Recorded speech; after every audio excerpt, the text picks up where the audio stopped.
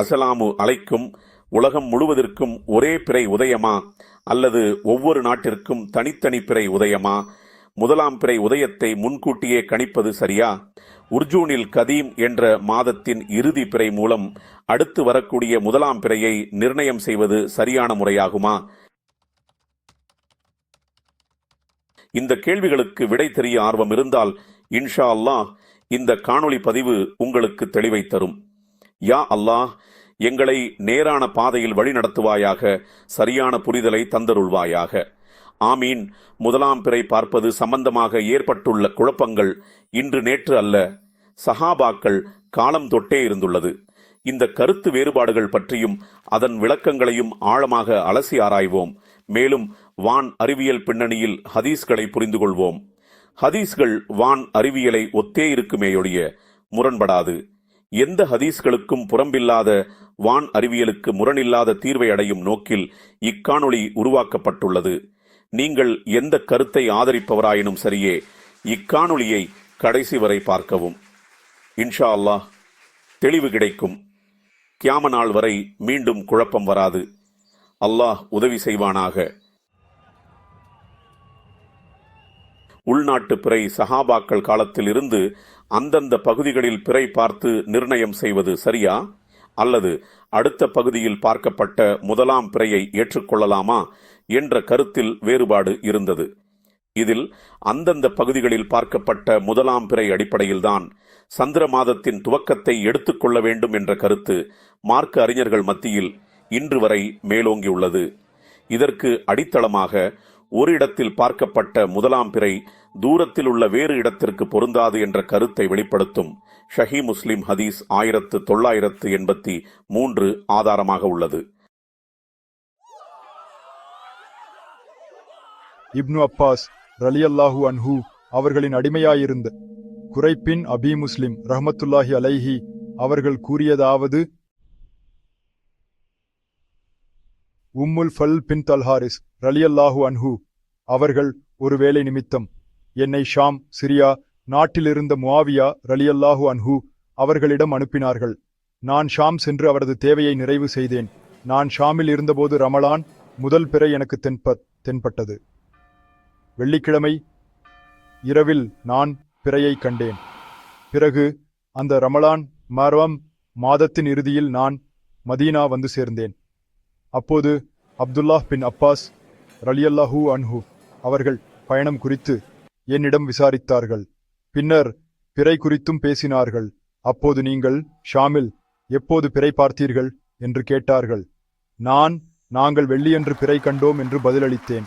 அவர்கள், நீயே அதை கண்டாயா என்று கேட்டார்கள். ஆம், நானும் கண்டேன். மக்களும் அதை கண்டார்கள். மக்களும் நோன்பு நோற்றனர். முஆவியா ரலியல்லாஹு அன்ஹு அவர்களும் நோன்பு நோற்றார்கள் என்று கூறினேன். அதற்கு அப்துல்லாஹ் பின் அப்பாஸ் ரலியல்லாஹு அன்ஹு அவர்கள், ஆனால் நாங்கள் சனிக்கிழமை இரவுதான் முதல் பிறை கண்டோம். எனவே நாங்கள் ரமலான் மாதத்தின் எண்ணிக்கையை 30 நாட்களாக முழுமையாக்கும் வரை அல்லது ஷவ்வால் மாதத்தின் முதல் பிறையை பார்க்கும் வரை நோன்பு நோற்றுக்கொண்டே இருப்போம் என்று சொன்னார்கள். அதற்கு நான், முஆவியா ரலியல்லாஹு அன்ஹு அவர்கள் முதல் பிறை கண்டு நோன்பு நோற்றது உங்களுக்கு போதாதா என்று கேட்டேன். அதற்கு, இல்லை, இப்படித்தான் அல்லாஹ்வின் தூதர் ஸல்லல்லாஹு அலைஹி வஸல்லம் அவர்கள் எங்களுக்கு கட்டளையிட்டுள்ளார்கள் என்று பதிலளித்தார்கள். முதலாம் பிறை பார்க்கப்பட்ட இடம் சம்பந்தமான இதே ஹதீஸ் நசாய் 2111 பதிவாகியுள்ளது. அந்தந்த பகுதிகளில் பார்க்கப்பட்ட முதலாம் பிறை அடிப்படையில்தான் அந்தந்த பகுதியினர் அதனை பின்பற்ற வேண்டும் என்ற கருத்து இந்த ஹதீஸ் மூலம் எடுக்கப்பட்டுள்ளது. இந்த கருத்துக்கு மாற்று கருத்து உள்ள மார்க்க அறிஞர்கள் அந்தந்த பகுதிகள் என்பதை எவ்வாறு நிர்ணயிப்பது, எவ்வளவு தூரம் வரை எடுத்துக்கொள்வது என்ற வினாவை முன்வைக்கின்றனர். நாடு அல்லது தேசம் என்பது மனிதரால் ஏற்படுத்தப்பட்ட எல்லைக் கோடுகள். அதன் அடிப்படையில் முதலாம் பிறை நிர்ணயம் செய்வது சரியாகுமா? உதாரணத்திற்கு, தமிழ்நாடும் இலங்கையும் சுமார் 20 கிலோமீட்டர் தூரத்தில் அருகிலேயே இருந்தாலும் வெவ்வேறு நாளில் சந்திர மாதம் துவங்குவது எப்படி சரியாகும் என்று கேள்வி எழுப்புகின்றனர். இதை போன்றேதான் தமிழகமும் கேரளாவும். இதே கேள்வி உலகில் உள்ள பிற அண்டைய நாடுகளுக்கும் பொருந்தும். சர்வதேச பிறை. இரண்டாவதாக, வேறு பகுதிகளில் பார்க்கப்பட்ட முதலாம் பிறை தம் இடத்திற்கும் பொருந்தும் என்ற கருத்தில் ஆதரவு உள்ள மார்க்க அறிஞர்கள் இப்னு மாஜா ஹதீஸ் 1653 மற்றும் வேறு சில ஹதீஸ்களின்படி வேறு இடங்களில் பார்க்கப்பட்ட முதலாம் பிறை செய்தியின் அடிப்படையில் தாமும் அதை பின்பற்றலாம் என்ற கருத்தில் ஆதரவு கொண்டுள்ளனர். இப்னு மாஜா ஹதீஸ் 1653. உமைர் பின் அனஸ் பின் மாலிக் அறிவித்தார், அல்லாஹ்வின் தூதர் ஸல்லல்லாஹு அலைஹி வஸல்லம் அவர்களின் தோழர்களில் இருந்த அன்சாரிகளில் உள்ள எனது தந்தை வழிமாமாக்கள் என்னிடம் கூறினார்கள், ஷவ்வாலின் புதிய பிறை மேகங்களால் மூடப்பட்டிருந்தது, எனவே நாங்கள் மறுநாள் நோன்பு நோற்றோம். பின்னர் சில குதிரை வீரர்கள் நாள் முடிவில் வந்து நபி ஸல்லல்லாஹு அலைஹி வஸல்லம் அவர்களிடம் முந்தைய இரவில் புதிய பிறை பார்த்ததாக சாட்சியமளித்தனர். அல்லாஹ்வின் தூதர் ஸல்லல்லாஹு அலைஹி வஸல்லம் அவர்கள் நோன்பை துறந்து மறுநாள் காலை பெருநாள் தொழுகைக்கு வெளியே செல்லுமாறு கட்டளையிட்டார்கள்.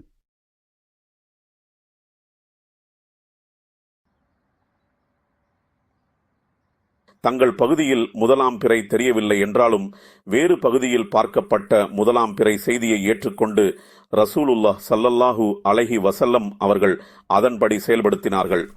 நாம் ஏன் இந்த ஹதீஸ் கூறும் கருத்தின்படி செயல்படக்கூடாது என்று வேறு இடங்களில் பார்க்கப்பட்ட முதலாம் பிறை ஆதரவு கொண்ட மார்க்க அறிஞர்கள் கேட்கிறார்கள். பூமிக்கு சூரியன் எவ்வாறு தனித்துவமானதோ அதை போன்று சந்திரனும் தனித்துவமானது.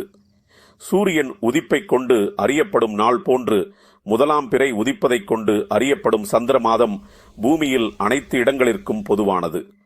ஆகவே முதலாம் பிறை உதிப்பு செய்தி அறிந்ததும் பூமியில் அனைத்து இடங்களிலும் அதை ஏற்றுக்கொள்ள வேண்டும் என்ற நிலைப்பாட்டை எடுத்துள்ளனர். இந்த கருத்தை ஆதரிக்கும் மார்க்க அறிஞர்கள் இரு பிரிவினராக உள்ளனர். ஒரு பிரிவினர் சவுதி அரேபியாவில் முதலாம் பிறை தென்பட்டால் உலகம் முழுவதும் அதனை ஏற்றுக்கொள்ள வேண்டும் என்ற நிலைப்பாட்டை எடுத்துள்ளனர். துல்ஹஜ் பிறை 9 அன்று ஹாஜிகள் அரஃபா நோன்பு நோக்கும் போது அதை போன்றே அதே நாளில் மற்ற தேசத்தவர் நோன்பு நோற்பதில்லையா என்ற கேள்வியை முன்வைக்கின்றனர். அடுத்த பிரிவினர் பூமியில் எந்த இடத்தில் முதலாம் பிறை பார்க்கப்பட்டாலும் அது மற்ற அனைத்து இடத்தினருக்கும் பொருந்தும் என்ற நிலை எடுத்துள்ளனர். சூரியன் உதிப்பைக் கொண்டு உலகம் முழுவதும் நாள் ஆரம்பம் அறியப்படுவது போன்று சந்திரன் உதிப்பதைக் கொண்டு உலகம் முழுவதும் சந்திர மாதம் துவங்குவதாக தீர்மானிக்க வேண்டும் என்ற நிலைப்பாட்டில் உள்ளனர். இந்த கருத்துகளுக்கு மாற்று கருத்து உள்ள மார்க்க அறிஞர்கள் வக்த் எனப்படும் நேரம் ஒவ்வொரு இடங்களுக்கும் மாறுபடும். உதாரணத்திற்கு, இந்தியாவில் அசர் வக்த் நேரத்தில் சுமார் 2.5 மணி நேரம் பின்தங்கியுள்ள சவுதி அரேபியாவில் உள்ளவர்கள் லொஹர் வக்தில் இருப்பார்கள். இதை போன்று பூமியில் மற்ற பிரதேசங்களில் வாழ்பவர்கள் வெவ்வேறு வக்தில் இருப்பார்கள். அப்படி இருக்கும்போது எப்படி சவுதி அரேபியா வக்தை மற்ற நாட்டினர் ஏற்றுக்கொள்ள முடியும்? அதை போன்று பூமியில் எந்த இடத்திலும் முதலாம் பிறை பார்க்கப்பட்டால் மற்ற அனைத்து இடத்தினருக்கும் அது எப்படி பொருந்தும் என்று கேள்வி எழுப்புகின்றனர். கணிப்பின் மூலம் பிறை மூன்றாவதாக முதலாம் பிறை பார்த்து தீர்மானிப்பதை விட கணித்து தீர்மானிப்பது தற்போதைய நவீன காலத்திற்கு உகந்ததாக வேறு ஒரு சாராரிடம் கருத்து நிலவுகிறது. அதற்கு ஆதாரமாக ஷஹி புகாரி ஹதீஸ் 1913 சுட்டி காட்டப்படுகிறது. இறை தூதர் ஸல்லல்லாஹு அலைஹி வஸல்லம் அவர்கள் கூறினார்கள், நாம் உம்மி சமுதாயமாவோம், எழுதுவதை அறிய மாட்டோம், விண்கலையையும் அறிய மாட்டோம். மாதம் என்பது இப்படியும் அப்படியும் இருக்கும், அதாவது சில வேளை 29 நாள்களாகவும் சில வேளை 30 நாள்களாகவும் இருக்கும் என இப்னு உமர் ரலியல்லாஹு அன்ஹு அறிவித்தார். இந்த ஹதீஸ் மூலம் ரசூலுல்லாஹ் ஸல்லல்லாஹு அலைஹி வஸல்லம் அவர்கள் நம் சமூகம் எழுத படிக்க தெரியாத விண்களை அறியாத சமூகமாக உள்ளோம் என கூறியுள்ளார்கள். மாதம் என்பது 29 அல்லது 30 நாட்கள் கொண்டதாக உள்ளது என்று தன் கைபாவனை மூலம் சைக்கினை செய்தார்கள் என்ற செய்தி நமக்கு கிடைக்கப் பெறுகிறது. கணிப்பது மூலம் முதலாம் பிறை நிர்ணயிப்பதில் ஆதரவு கொண்ட சாரார் இந்த ஹதீஸ் மூலம் விண்களை அறியாத சமூகமாக இருந்த நாம் தற்காலத்தில் விண்களை அறிந்த சமூகமாக முன்னேறிய பிறகு கணிப்பின் மூலம் முதலாம் பிறை உதிப்பதை முன்கூட்டியே நிர்ணயிக்கலாம் என்ற விளக்கம் எடுத்துள்ளனர். அதன் அடிப்படையில் நாள் காட்டி காலண்டர் போன்று யுனிவர்சல் ஹிஜ்ரி கலண்டர் என்ற பிறை உதிப்பு காலண்டரை தயாரிப்பு செய்துள்ளனர். அது சவுதி அரேபியாவை மையமாக வைத்து தயாரிக்கப்பட்டுள்ளது. மேலும் தங்கள் வாதத்திற்கு வலு சேர்க்கும் வகையில் அந்த காலத்தில் பற்களை குச்சியுடன் துலக்கியவர்கள் தற்காலத்தில் டூத் பிரஷ் எனப்படும் பல் துலக்கி மூலம் துலக்குவதால் எந்த தவறும் இல்லை, பற்கள் சுத்தம் முக்கியமே தவிர கருவி முக்கியமில்லை என்ற வாதத்தை முன்வைக்கின்றனர். முதலாம் பிறை உதிப்பதை அறிவது முக்கியமே தவிர எந்த முறையில் அறிகிறோம் என்பதல்ல என்பது அவர்கள் கருத்து. மேலும் தொழுகை நேரம் தெரிவதற்கு சூரியனின் நிலை கொண்டு அறியப்படுவது போன்று சந்திரன் நிலை கொண்டு சந்திர மாதம் ஆரம்பமாவது அறியப்படுகிறது. பகல் நேரத்தில் ஒரு கம்பின் நிழலின் நீளத்தை சூரியனின் கதிர்கள் கொண்டு அறிந்து அந்தந்த வக்துகள் தீர்மானிக்கப்பட்டன. ஆனால் தற்காலத்தில் தொழுகை அட்டவணையால் தொழுகை நேரம் முன்கூட்டியே குறித்து செயல்படுவதில்லையா? அதைப்போன்று முதலாம் பிறை உதிப்பு அட்டவணையான ஹிஜ்ரி கேலண்டர் ஏன் பயன்படுத்தக்கூடாது என்று கேட்கின்றனர். கணிப்பின் மூலம் முதலாம் பிறையை நிர்ணயம் செய்யும் கருத்து வேறுபாடு தற்காலத்தில் ஏற்பட்டது அல்ல, இமாம்கள் காலத்தின் தொட்டே இருந்ததாக சொல்லப்படுகின்றது. இதற்கு மாற்று கருத்து வாதங்களை நாம் பார்ப்போமேயானால் ஷஹி முஸ்லிம் 1913 ஹதீஸில் ரசூலுல்லாஹ் ஸல்லல்லாஹு அலைஹி வஸல்லம் அவர்கள் தன் கை சைக்கிணையால் சில மாதங்கள் 29 நாட்களாகவும் சில மாதங்கள் 30 நாட்களாகவும் இருப்பது ஏன் என்று புரியாத விண்களை அறியாத சமூகமாக உள்ளோம் என்பதாகவே நாம் நேரடி விளக்கம் எடுத்துக்கொள்ள வேண்டும். இதற்கு மாறாக விண்களை அறியும் சமூகமாக நாம் ஆகிவிட்டால் பிறை கணிப்பின் மூலம் முதலாம் பிறை நிர்ணயிக்கலாம் என்று விளக்கம் எடுத்துக் கொள்வது திரிக்கப்பட்ட உட்கருத்தாகும் என்று அவர்கள் கருதுகின்றனர். அனைத்துக்கும் மேலாக கணிப்பது நபி வழி அல்ல, எந்த ஹதீஸ்களிலும் கணிப்பது பற்றிய செய்தி சொல்லப்படவில்லை என்று மாற்று கருத்து உள்ள மார்க்க அறிஞர்களின் முடிவாகும். மேலும் பற்குச்சியின் நவீன மையம் பர் துலக்கி அல்லது டூத் பிரஷ் என்ற உபமானத்திற்கு கண்ணால் பார்த்து பிறை நிர்ணயம் செய்வதன் நவீன மையம் பிறை கணிப்பு ஆகும் என்ற வாதம் ஏற்புடையாகாது. கண்ணால் பிறை பார்த்து அறிவதின் நவீன மையம் தொலைநோக்கு கருவி கொண்டு பிறை காண்பது என்பதை வேண்டுமானால் எடுத்துக்கொள்ளலாமே தவிர பிறை அறியும் முறையை மாற்றுவது சரியாகாது. நவீன மையம் என்பது கருவியை நவீனப்படுத்துவதே தவிர முறையை மாற்றுவது அல்ல என்பது அவர்களின் வாதமாகும். அடுத்ததாக பிறை காலண்டரை பொறுத்தவரை மாற்று கருத்து உள்ள மார்க்க அறிஞர்கள் அதில் தரப்பட்டிருக்கும் கால நேரம் ஒரு பிராந்தியத்திற்கு, அதாவது சவுதி அரேபியாவிற்கு பொருந்துமே தவிர அனைத்து நாட்டினருக்கும் பொருந்தாது. எப்படி தொழுகை கால அட்டவணை நேரம் ஒவ்வொரு ஊருக்கும் தகுந்தாற்போல் மாறுவது போல பிறை காலண்டர் ஒவ்வொரு பிரதேசத்திற்கும் தகுந்தாற்போல் நேர மாறுதல் அடையும் என்ற கருத்தை முன்வைக்கின்றனர். இந்திய தேசத்தில் இந்து ஜோதிடர்கள் பஞ்சாங்கம் என்ற அட்டவணை வைத்துள்ளனர். சூரியன், சந்திரன் மற்றும் கிரகங்களின் நகர்வுகளின் நிலையை அதில் பதிந்து வைத்துள்ளனர். அதன் மூலமும் சந்திர உதிப்பை முன்கூட்டியே நிர்ணயிக்கலாம். சவுதி அரேபியாவை மையமாக வைத்து தயாரிக்கப்பட்ட ஹிஜ்ரி கேலண்டர் சவுதி வாழ் மக்களுக்கு சரியாக இருக்குமேயொழிய இந்திய நாட்டை மையமாக வைத்து தயாரிக்கப்பட்ட பஞ்சாங்கம் இந்தியர்களுக்கு சரியான பிறை உதிக்கும் நாளை காட்டும். முதலாம் பிறை உதிப்பு இந்தியா மற்றும் சவுதி அரேபியா இடையே ஏற்படுமானால் இந்த இரண்டு நாடுகளுக்கும் அடுத்தடுத்த நாட்களில்தான் சந்திர மாதம் ஆரம்பமாகும். எதனால் அப்படி என்ற கேள்விக்கு பதில் சந்திரன் பற்றிய வான் அறிவியலை விளங்குவதில் உள்ளது. அடுத்து சூரிய ஒளி நிழல் மூலம் தொழுகை நேரம் முன்கூட்டியே கணித்து அட்டவணை தயாரித்தது போன்று ஏன் பிறை உதிப்பு காலண்டரை தயாரிப்பு செய்யக்கூடாது என்ற வாதத்திற்கு மாற்று கருத்து உள்ளவர்கள் கூறுவதாவது, பூமியில் ஓரிடத்திலிருந்து காணப்படும் சூரியனின் நிழல் ஒவ்வொரு வருடமும் அந்த குறிப்பிட்ட தினத்தில் அந்த இடத்தில் அதே மாதிரியாகத்தான் இருக்கும், மாறுவது இல்லை. ஒவ்வொரு வருடமும் குறிப்பிட்ட அந்த தினத்தில் அட்டவணையில் காட்டப்பட்ட நேரம் சூரிய நிழலின் தன்மையை ஒத்தே இருக்கும். ஆனால் சந்திரனை பொறுத்தவரை அப்படி இல்லை. முதலாம் பிறை உதித்த ஓரிடத்தில் அடுத்த வருடத்தில் சூரிய ஆண்டாயினும் சரியே, சந்திர ஆண்டாயினும் சரியே, குறிப்பிட்ட அந்த நாளில் அந்த இடத்தில் முதலாம் பிறை உதிப்பை காண முடியாது. வேறு இடத்தில் உதயமாகும். அதை போன்றே அடுத்தடுத்த சந்திர மாதத்திலும் சந்திர உதிப்பு அதே இடத்தில் காண முடியாது. அதை தாண்டிய மேற்கு திசையில் உதயமாகும். காரணம், சந்திரன் பூமியை முழுமையாக ஒரு சுற்று சுற்றி வருவதற்குள் பூமி தனக்குத்தானே 29.13 முதல் 29.93 முறை சுற்றியிருக்கும்.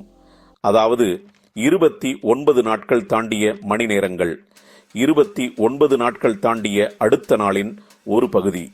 அந்த நாளின் பகுதி அடிப்படையில் முதலாம் பிறை உதிப்பு தெரியும் இடம் மாறுபடும். மேலும் பூமியின் நிலப்பரப்பு ஒரே மாதிரி இருப்பதில்லை. கடலும் உண்டு, பாலைவனமும் உண்டு, மலை பிரதேசங்களும் உண்டு, பனிப்பிரதேசங்களும் உண்டு. இதனால் பிறை கணிப்புடன் பிறை காணல் எல்லா இடத்திற்கும் ஒத்து போகாது, மாறுபட்டிருக்கும். பிறை தென்படுவதை மறைப்பது மேகமூட்டம் மட்டுமல்ல, பனிமூட்டம், புழுதி புயல், மலைத்தொடரால் பிறை காட்சி மறைப்பு என பல காரணங்கள் உள்ளன. பிறை உதிப்பு காலண்டருக்கும் முதலாம் பிறை தென்படுவது ஒத்து இருக்காது. கணிப்பின் மூலம் பிறை நிர்ணயிப்போமானால் பல புதிய குழப்பங்கள் உருவாகும். இதே ஷஹி முஸ்லிம் ஹதீஸ் 1913 அடிப்படையில் நாம் எந்த நவீன கருவிகளையும் உபயோகிக்க கூடாது என்றும், ஏன் கிப்லாவை காட்டும் திசை காட்டி கருவியையும் உபயோகிக்க கூடாது என்றும் கூறும் சொற்பமான வேறு சில மார்க்க அறிஞர்களும் உள்ளனர். இறுதி பிறை மூலம் முதலாம் பிறை. 4வது, உர்ஜூனில் கதீம் எனப்படும் சந்திர மாதத்தின் கடைசி பிறை பற்றி திருக்குரான் 36:39 வல் கமர கத்தர்னஹு மனாசில ஹத்த ஆத கல் உர்ஜூனில் கதீம், இன்னும் உலர்ந்த வளைந்த பழைய பேரீத்த மட்டையைப் போலாகும் வரையில் சந்திரனுக்கு நாம் பல மன்சில்களை, தங்குமிடங்களை ஏற்படுத்தி இருக்கின்றோம் என்று அல்லாஹு தாலா சூரா யாசினில் தெரிவிக்கிறான். முந்தைய மாதத்தின் கடைசி பிறை மூலம் மறு மாதத்தின் முதலாம் பிறையை கணிக்க முடியும் என்று இந்த சாரார் கூறுகின்றனர். கடைசி பிறைக்கு மறுநாள் அமாவாசை எனப்படும் சந்திரன் காட்சி முழுமையாக மறைக்கப்படும் நாளிற்கு மறுநாள் முதலாம் பிறை தென்படும் நாள் என்ற கருத்து கொண்டுள்ளனர். இந்த கருத்துக்கு எதிர்கருத்து உள்ளவர்கள் சந்திர மாதத்தின் கடைசி பிறையின் தோற்றத்தை வர்ணிக்கும் ரப்பில் ஆலமீன் அடுத்த மாதத்தின் முதலாம் பிறைக்கு தொடர்பு படுத்தி ஏதும் கூறவில்லை. கடைசி பிறை மூலம் அடுத்த முதலாம் பிறையை ரசூலுல்லாஹ் ஸல்லல்லாஹு அலைஹி வஸல்லம் நிர்ணயித்ததாக எந்த ஹதீஸ்களிலும் காண முடியாது என கூறி இந்த கருத்தை முற்றிலுமாக நிராகரிக்கின்றனர். தற்காலத்தில் நிலவும் முதலாம் பிறை சம்பந்தமான குழப்பங்கள் முன்கூறிய இந்த 4 கருத்துகளில் எது சரியானது என்பதை பற்றியுள்ளது. உள்நாட்டு பிறை, சர்வதேச பிறை, கணிப்பது மூலம் முதலாம் பிறை நிர்ணயிப்பது மற்றும் கடைசி பிறையான ஊர்ஜூனில் கதீம் மூலம் அடுத்த வரும் முதலாம் பிறையை நிர்ணயிப்பது, இவற்றில் எது சரியானது என ஆராய்வோம். இந்த கருத்துகளில் எது சரி என்று அறிவதற்கு முன்னர் சந்திரனை பற்றிய வான் அறிவியலை விளங்கிக் கொள்வோம்.